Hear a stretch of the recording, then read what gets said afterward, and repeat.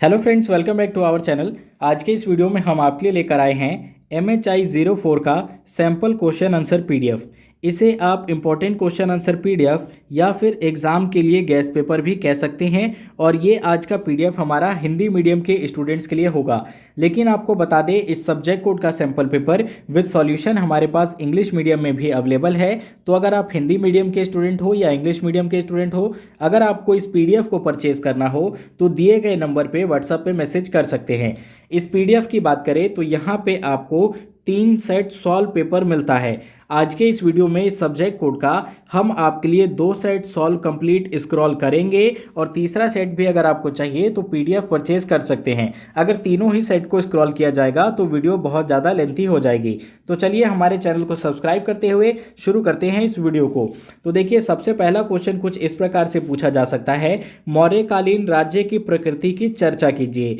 तो मौर्य काल में राज्य की प्रकृति किस प्रकार की थी, इसके बारे में आपको बताना है। इस क्वेश्चन का आंसर लिखेंगे तो यहाँ पे आपको एक सबसे इंपॉर्टेंट चीज का ध्यान रखना है और वो है सप्तांग सिद्धांत के बारे में। यानी इस सप्तांग सिद्धांत में ही राज्य व्यवस्था का पूरा जिक्र किया गया था और कौटिल्य ने अपने अर्थशास्त्र में इसके बारे में बताया था सप्तांग सिद्धांत में कि किस प्रकार का स्वामी होना चाहिए, अमात्य कैसा होगा, जनपद या फिर राष्ट्र कैसा होगा, दुर्ग कैसा होगा, कोष की क्या व्यवस्था होगी, दंड और बल की क्या व्यवस्था होगी, मित्रता किससे करनी है किससे नहीं करनी। तो ये मौर्यकालीन राज्य की पूरी व्यवस्था आपको इस सप्तांग सिद्धांत में मिल जाएगी।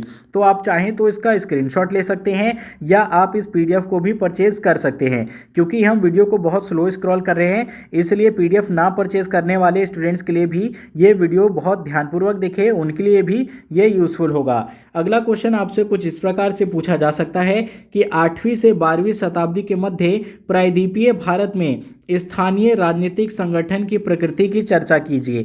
तो यहाँ पे आपसे जो क्वेश्चन पूछा गया है वो पूछ रहा है 8वीं और 12वीं शताब्दी में जो भारत का प्रायद्वीपीय स्थान था वहाँ की राजनीतिक संगठन किस प्रकार की थी, इसके बारे में बताना है।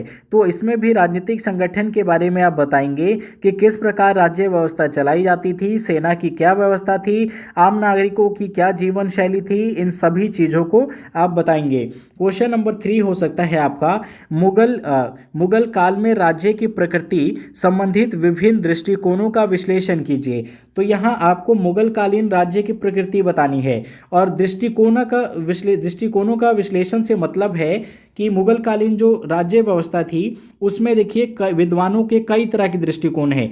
कई विद्वान इसे पॉजिटिव रूप में दिखाते हैं और कई इसे नेगेटिव रूप में दिखाने का प्रयास करते हैं। तो आपको यहाँ पे दोनों ही विचारधाराओं को लिखना जरूरी है कि मुगल काल के समय कौन कौन सी बुराइयां थी, राज्य व्यवस्था में क्या क्या जो व्यवस्थाएं थी वो असंगत थी या गलत थी और क्या क्या व्यवस्थाएं अच्छी थी। इन सभी को आप लिखेंगे तभी आपका ये आंसर कंप्लीट माना जाएगा। चलिए अब बढ़ते हैं अगले क्वेश्चन की तरफ। क्वेश्चन नंबर 3 देखते हैं, अब 4 देखते हैं क्या पूछा जा सकता है।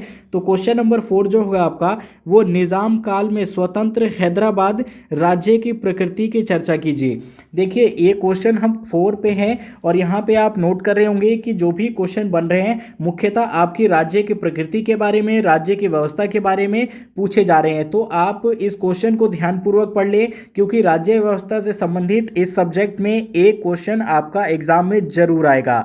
अगला क्वेश्चन है क्वेश्चन नंबर 5 जो कि शॉर्ट नोट क्वेश्चन है और ये आपसे पूछता है कुषाण राज्य की प्रकृति। तो यहाँ पे भी शॉर्ट नोट क्वेश्चन में भी आपको कुषाण राज्य की प्रकृति के बारे में ही पूछा जा रहा है।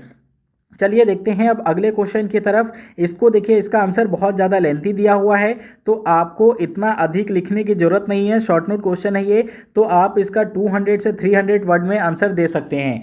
अगला इसका सेक्शन जो है, सेक्शन ख जो है वो आपसे पूछता है विजयनगर राज्य तंत्र की प्रकृति। तो यहाँ पे आपको विजयनगर की राज्य व्यवस्था के बारे में बताना है। तो इसका आंसर भी देखिए इस प्रकार से दिया गया है कि अगर ये शॉर्ट नोट्स में पूछा जाए तो आप 200 या 300 वर्ड्स में लिख सके और अगर ये मेन 20 मार्क्स के क्वेश्चन में पूछा जाता है तो 500 से लेकर 800 वर्ड्स तक में आप इसका आंसर दे सकते हैं। अगला क्वेश्चन आपसे कुछ इस प्रकार से हो सकता है, ये भी शॉर्ट नोट होगा। ये ब्रह्मदेव के बारे में पूछा जा सकता है और उत्तर गुप्तकालीन प्रशासनिक व्यवस्था के बारे में। तो इस प्रकार से सेट 1 आपका कंप्लीट होता है। सेट 2 भी हम आपके लिए बहुत ही स्लो स्क्रॉल कर देते हैं। अगर PDF को परचेज करना हो तो व्हाट्सएप पे जरूर मैसेज करें। Thanks for watching.